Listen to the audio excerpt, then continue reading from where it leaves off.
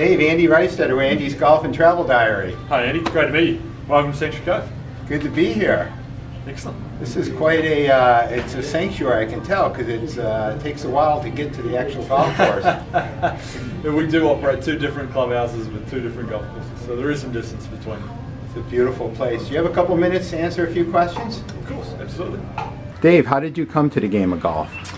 I grew up in a family that both my mother and father played golf. I was around the game of golf. I grew up on a golf course in Christchurch. And then when I moved over to Australia for university, fell into a casual work and formed a career for the game that I enjoy. And here we are, 9 years down the track.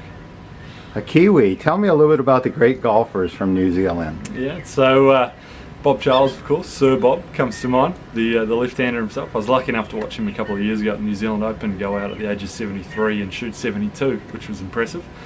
Michael Campbell, another major winner. Yeah, the two that definitely come to mind, and a couple of younger guys that are out there fighting at the moment. It sounds like your dad was quite the amateur. Yeah, he represented New Zealand in the Eisenhower Trophy. He's played in a few New Zealand Opens, and I think that's where probably my enjoyment of golf started from. Unfortunately, I still can't beat him off the stick, but we're working on it.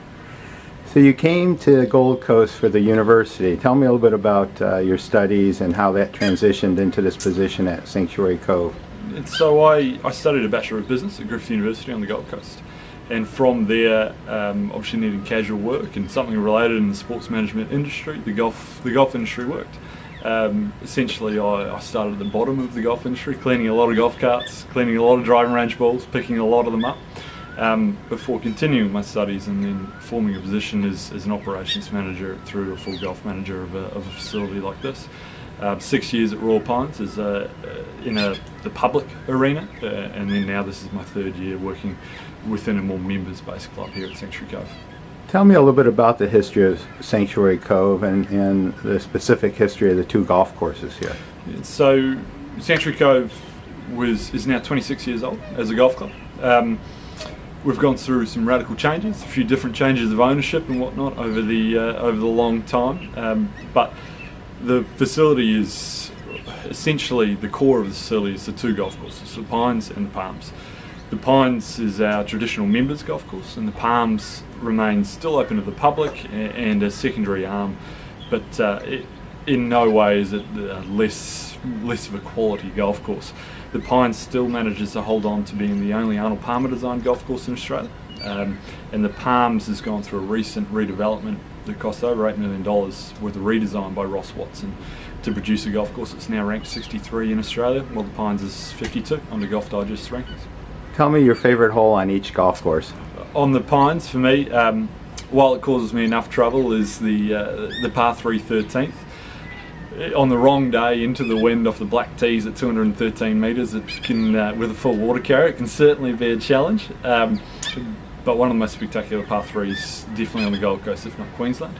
And then with the Palms, it's the finishing hole, the 18th, the par 5, risk reward, easy to get it on in 2 if you do place your tee shot in the right spot. Great way to finish and see if you can pick up that birdie. Now you interact quite a bit with the residents of Sanctuary Cove, the members here at the Golf and Country Club. Tell me about the top 3 things of why people live and play golf here. Well, I think number one is the quality of the golf courses, the ability to access 36 holes with the golf course right on your doorstep. The accessibility of leading into that would be number 2. The number of members that live in the area with 700 houses developed and another 700 empty blocks still to be developed. The ability to drive from your golf cart, from your front door to the pro shop to the driving range to the first tee within 5 minutes and never get into a car presents a huge opportunity to live a very, very good lifestyle. As I said, the quality of the golf courses is number 1, complements that access. And I think the third one would be the people themselves. With 1,200 members and the majority living within the gates in the area, there's definitely a sense of community. And the members' competition fields often go over 200 players and are booked out from 7 a.m. through to 1 p.m. Well, Dave Saunders, golf manager here at the Sanctuary Cove Golf and Country Club. Thank you for being part of Andy's Golf and Travel Diary, and thank you for hosting me here today. No problem. My pleasure.